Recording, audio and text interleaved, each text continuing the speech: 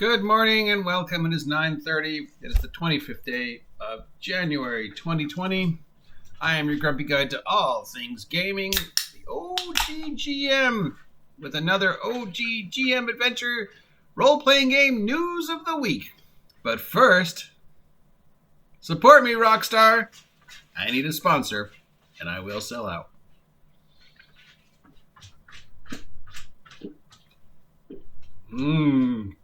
Okay. What is going on in the world of role-playing this week? Okay, so WizKids, the people who make all the D&D miniatures for Pathfinder and 5e, has announced a collaboration with Critical Role to release a set of official Critical Role figures. There's 1, 2, 3, 4... normal size figures of, I guess, individuals from the Mighty Nine Critical Role, and 3 giant monstery looking figures who I guess are foes and friends. It is very expensive. I heard it was like $50 for these figures. They are standard WizKids quality. The 3 big ones look kind of cool. The normal size ones look like typical northern size ones. I wouldn't pay $50 for it, but I'm sure somebody will. So that's going on. Okay. Also, the official Dragonlance novels announcement is out. The lawsuits are over. There are placeholder pages up. The new Dragonlance series of novels. It's a return to the most beloved characters from the original novels, plus a new strong protagonist. All we know is that it's called Dragons of Deceit, and the second is Dragons of Fate. It is classic Dragonlance, using the original Dragonlance logo. We don't know if there's any cooperation with Wizards of the Coast. If not, if there'll be new stuff for a Dragonlance role-playing game. There we go. So that is what's going on. And what else is going on in the world of role-playing? Ooh. As we know, Hasbro and company is in the process of developing a Dungeons & Dragons television series. We know that the first name attached is Derek Cole Staggs. He's creating the pitch for the series. He is the writer of the 3 John Wick films and the upcoming 4th film. He's also adapting the video game Just Cause for film and Hitman for television. He's written 2 episodes of Falcon and the Winter Soldier. And he's working on a spin-off series from the John Wick franchise called The Continental. We have no other information coming forward about the D&D TV series. But all I can say is, if they get Keanu Reeves to play a D&D character, the show will be golden. Okay, the Pathfinder for Savage Worlds Kickstarter is now live. It's closing on $250,000. Multiple pledge levels, including both digital and physical. Very well received, very well expected. They've already done Rise of the Rune Lords as a Savage Worlds conversion. So yeah, basically they're converting all of Pathfinder to the Savage Worlds system. Free League Publishing is accepting pre-orders for the Symbaroum starter set, an introductory box set to Symbaroum. This is the multiple award-winning Symbaroum, which was originally published in Sweden in 2003, English version 2006. This is a exploration and intrigue role-playing game as you explore a massive forest and the remains of a long-lost civilization. So it's basically fantasy-ish.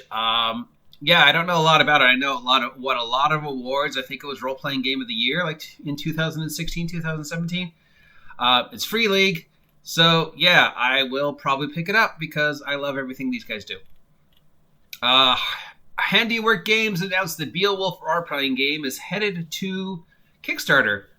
This is a 5e adaptation of Beowulf and a unique do-it play system built around the one game master and one player to recreate the epic stories in a traditional European mythological setting. 256-page core rulebook. Okay. According to a product page on Amazon, more information on the revamped HeroQuest. HeroQuest, the card game, is shown to be listed up upon the odd category of sports and outdoors, leisure sports, and game room casino equipment. Because, yeah, HeroQuest is definitely a casino game. I mean, I guess you could. It is, you will work together to escape the underground dungeon to defeat the evil wizard. This is a card game board based upon the board game. So, yeah, no figures, but probably a little bit cheaper. Look for it to come out in February or March. Retail price around around $20. We still haven't know that there is a new HeroQuest coming out. HeroQuest is a great game. Great introduction to role-playing. And, of course, the figures are awesome. Okay, so One Bookshelf and its subsidiary, Drive-Thru RPG, has announced that their print-on-demand service will no longer provide saddle pitch printing effective March 1st. This change comes due to the POD printer Lightning Sources discontinuing the formal standout saddle stitch printing. Saddle stitch printing is a method typically used on shorter softcover publications under 70 pages, such as magazines and adventures. The change may impact many small publishers whose products are under 18 pages. Wow, that sucks. Okay, well, whatever. Speaking of Zine Quest, the promotion for an independent role-playing game, Zine, starts again with Zine Quest 3 this February. This promotion focuses on short-form role-playing content as a throwback to the day of physical zines, i.e. Dungeon Magazine. Projects are eligible if they are RPG-focused campaigns lasting 2 weeks with a physical release printed in single color. So there you go. If you're interested in being part of a zine, go to the Kickstarter for Zine Quest, and if you got a short adventure that you think is worthy, check it out. Let's see. Anything else going on? Apparently a board game has come out from Keith Baker and the Critical Role people called Bureau of Balance. It is based upon the podcast The Adventure Zone and Bureau of Balance. It's a card-based role-playing game, sort of box set. You don't really need a DM. You pick a card from 3 decks. One is, what you're doing. The second is what your mission is. And your third is, your hazard. So the example is deck number 1. You draw Pursued by Cultists. Deck number 2 is you're carrying a fragile vase. And deck number 3 is while you're crossing a narrow bridge. So then your characters try and deal with this. And if you can make it through the whole deck, you win. So yeah, we'll have more information on that. It's an 800, Critical Role has created their own production company, and publication company. They're continuing to separate themselves from Wizards of the Coast, from Geek and Sundry, from 5e. I would expect that sometime in the next year to 5 years there will be a Critical Role role-playing game, and they will have completely cut themselves from Wizards of the Coast and 5e to become their own 800-pound bull in a china shop production company.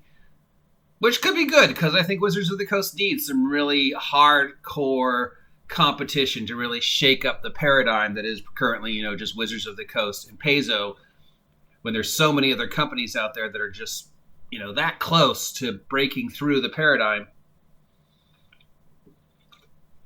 And there's so many better games. So who knows? Maybe the official Critical Role role-playing game could actually be better than 5e and could be the icebreaker we need to start the landslide of small companies getting, the recognition they deserve. Champion smaller games. Yeah. So if any of these products sound interesting to you, contact your friendly local game store and ask them to pick it up for you. And that's what's going on in the world of Role-Play King news. If you appreciate this content, hit that notification button so you always know what's going on with the OGGM Adventures. Subscribe to the OGGM Adventures if you haven't yet. Help me hit 500 subs by August 4th, 2020. And support me, Rockstar. I need a sponsor, and I will sell out. Meanwhile, we have gale force winds, we have rain, but it is also sunny, because Ventura. I will talk to you later.